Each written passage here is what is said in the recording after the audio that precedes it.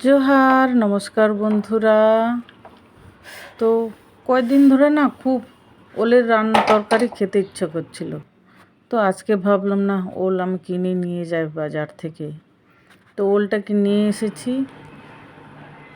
এখন ওল প্রচুর দাম, এখন আমাদের বাজারে এখন 120 টাকা করে কেজি ওল। তো এটা হাইব্রিড ওল। দেশি ওলের টেস্ট অন্যরকম, কিন্তু দেশি ওল হচ্ছে চুলকায়। আবার হাইব্রিড ওলটা খেতে ভালো, কিন্তু সেরকম টেস্ট হয় না। এটা চুলকায় না, এটাই যা।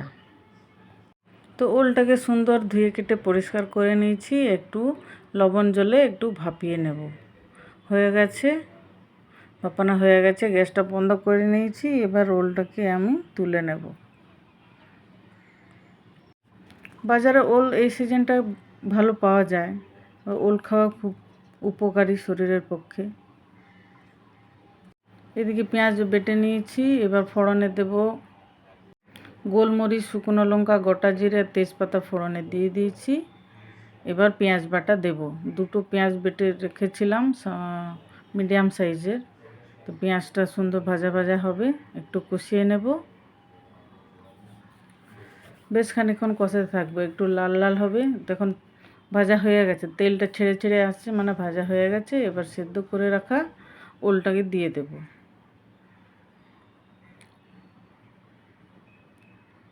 এবার ওলটাকে সুন্দর করে কষিয়ে নেব। শুধু পেঁয়াজে দিয়েছি, এতে আদা রসুন আর কিছু দিইনি। এবার দেব স্বাদ মতো লবণ।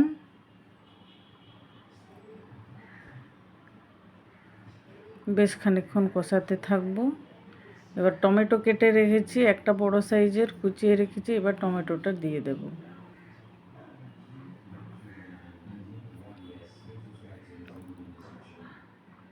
বেশ খানিকক্ষণ কষাতে থাকবো। এখনকার টমেটোটা ভালো না, গলতেই চায় না। আপনি যতই গলতে অনেকক্ষণ টাইম লাগে। দিয়ে মশলা নিয়েছি হলুদ, জিরে, ধনে, গরম মশলার গুঁড়ো আর একটু নিয়েছি মিট মশলা। ও সবগুলো দিয়ে দিয়েছি। এবার সুন্দর করে মশলাটাকে কষিয়ে নেব বেশ খানিকক্ষণ ধরে। মোটামুটি কষাতে কষাতে ওলটা অর্ধেকটা সেদ্ধ হয়ে আসবে। এবার দিয়ে দেব স্বাদ মতো চিনি।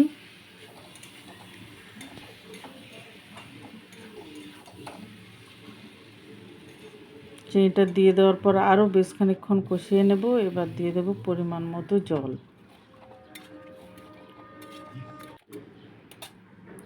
আর একটু জল দেব। এবার ঢাকা চাপা দিয়ে রাখবো, বেশ খানিকক্ষণ ফোটাবো। মোটামুটি সেদ্ধ হয়ে আসলে জলটা ঘন হয়ে গেছে, কমে এসেছে।